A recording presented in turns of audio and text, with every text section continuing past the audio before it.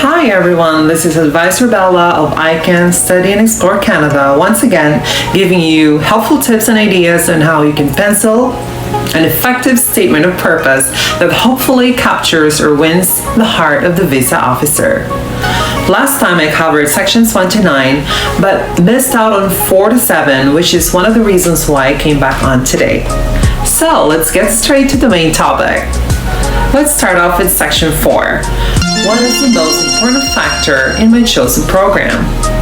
If this kind of topic is of any interest to you, please like, share, and subscribe to my channel so that you get updated with more tips and ideas to be successful in your student journey to Canada. In section 4 of your SOP, you discuss the reason why you chose the intended program. Is it the better job prospects in your home country? Do you want to change your career? Or do you have any plans to start your own business? Up next is section 5. Why study in Canada? This is quite interesting. Why do you want to pursue your studies in Canada? In this section, you will simply provide details why you chose to study in Canada. Is it because of the country's quality education system, having the lowest cost of living and affordable tuition fees among English-speaking countries? Is it a safe country or a multicultural society? You can always tweak it according to your situation or individual circumstances. So now we carry on to section 6. Why do I prefer to study in this school? This is another equally interesting part of your SOP.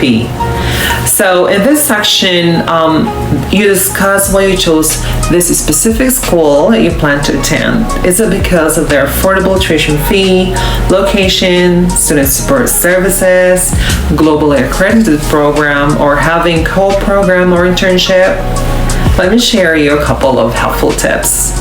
First, check your school's website to get more information about them. And secondly, mention any unique factor that you like in this chosen school. So next down the line is section 7.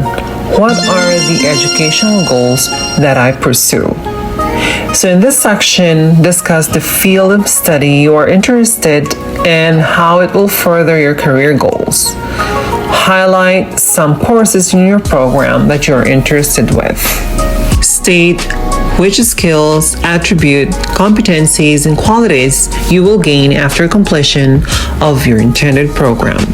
Some of the examples are critical thinking, communication skills, business management skills, and research skills. Let me share you 4 helpful tips. If you have a degree in your home country and you plan to take up a 1-year certificate or a 2-year diploma, justify why you chose this program. Choose a program that is in line with your previous education or work experience and will help you for career progression. Convince the visa officer why the intended program of study is a logical progression from your previous education and employment. And lastly, it has to be an educational upgrade, career advancement, or career change. So let's move down to section 8. Why is homeland education not my first choice? In this section, you may discuss the overall difference in education between your home country and Canada. You can also mention that taking a master's degree or a second degree is easy and affordable in your home country, but your main purpose of pursuing it in Canada is to earn an international degree. Do a research if your intended program is available in your home country. If not, you can mention this in your letter.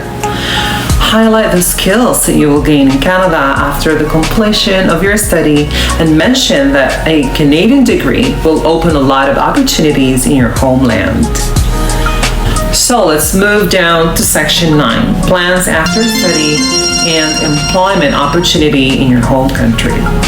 In this section, you simply mention that you have a plan to apply for a post-graduation work permit or PGWP after the completion of your study if you're eligible. Make sure to give more details on the employment opportunities in your home country.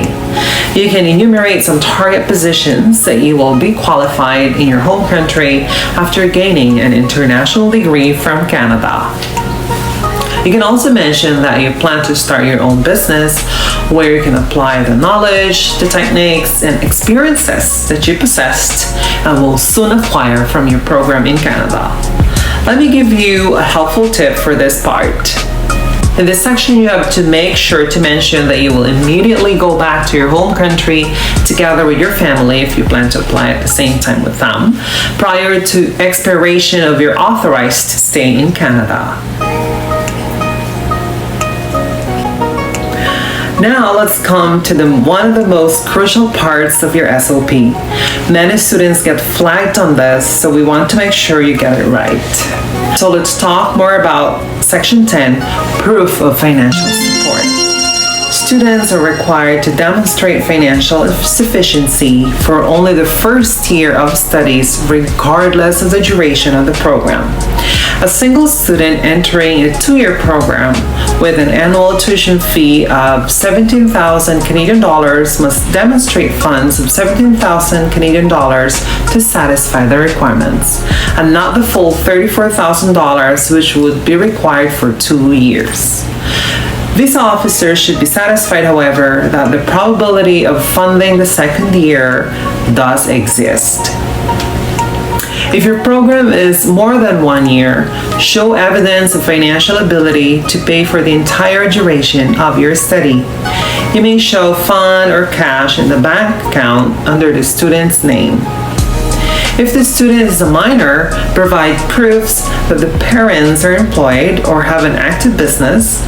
If you receive a scholarship, show proof that it is more than 1 year.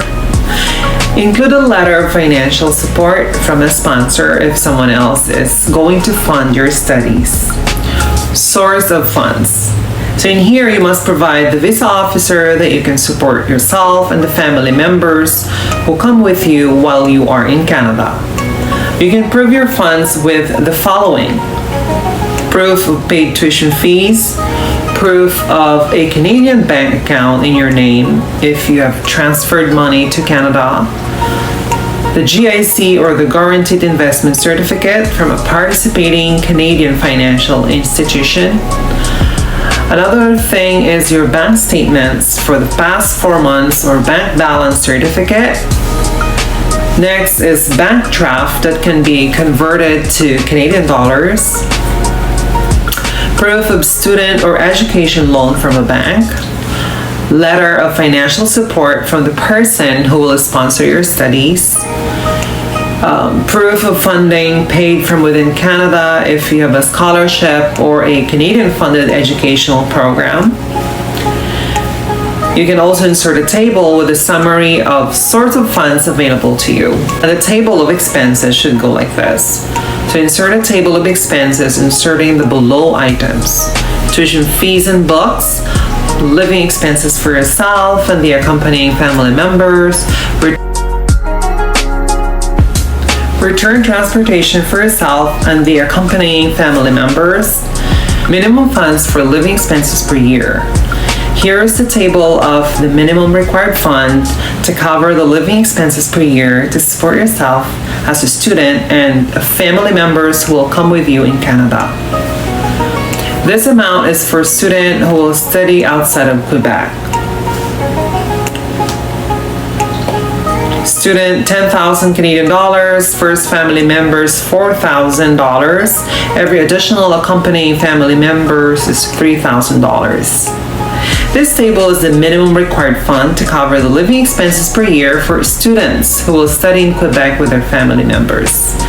So this is how much it is inside Quebec. Student is 11,000. First family member, 18 years old, 5,100.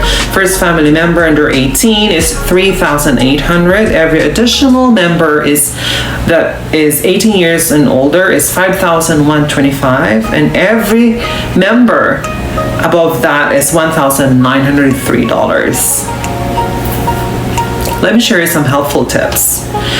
If your program of study is more than 1 year, I suggest that you create separate columns for each year listing the expenses. Make sure to show supporting documents to prove that you have enough funds to cover the expenses. Up next, we're going to talk about your personal assets, which falls under Section 11 of your SOP. In this part, you have to show that you have sufficient ties in your home country. The immigration officer must be satisfied that you are likely to leave Canada when your permission to stay expires. If you have strong ties to your home country, the immigration officer will generally be satisfied that you are likely to return to your home country after your study program in Canada. Significant ties can include personal assets such as house, land, car, ownership of an active business in your home country that is under your name, or business that you own, investment in shares of a company's stock. It can also include close family members who live in your home country, such as your spouse, children, parents, and siblings. Your current employment, as well as good prospects for future employment in your home country, is also one. So let me share you some helpful tips. If you are not a citizen of the country where you currently live, your immigration status in your current country of residence has an impact on this assessment. It is better to declare your home country as your current country of residence to avoid being refused on this ground. There is a high chance of getting a study permit refusal if you're currently working overseas and you declare the foreign country as your current country of residence. I strongly advise you to declare only your home country address in all your immigration forms.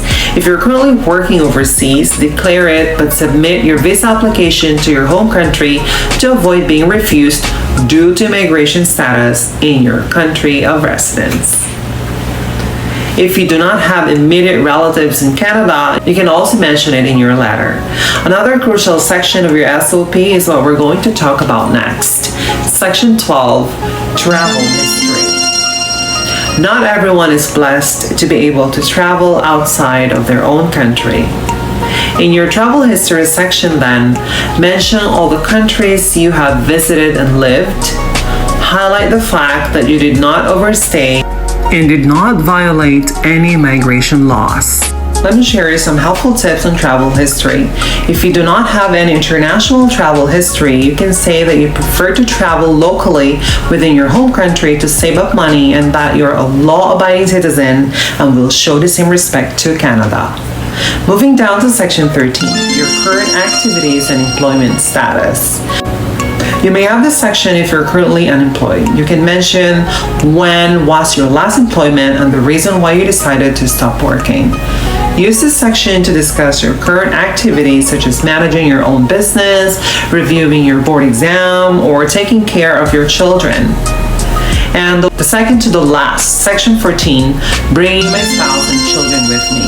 If you're applying together with your spouse and children, discuss why you want them to come with you to Canada while you are studying. You can mention that it is fortunate that Canada allows spouses and children to accompany international students and provide the reasons why. You can mention inspiration, emotional support, need their physical presence, parent support to children, lessen homesickness. Now, Section 14, Declaration Closing. Make sure to reiterate your commitment to complete your intended program in Canada. Mention that you are fully aware of the Canadian immigration regulations for the temporary visa holders and you will leave Canada before the end of your authorized stay. Thank you everyone for watching. If this video is helpful, please share with other study permit applicants. If I missed any important information, please comment down below and share your advice. I will be very happy to answer any question you may have. Please feel free to ask and I will reply to your messages. Please don't forget to give this video a thumbs up and subscribe to my channel now. See you all in my next video. Bye for now.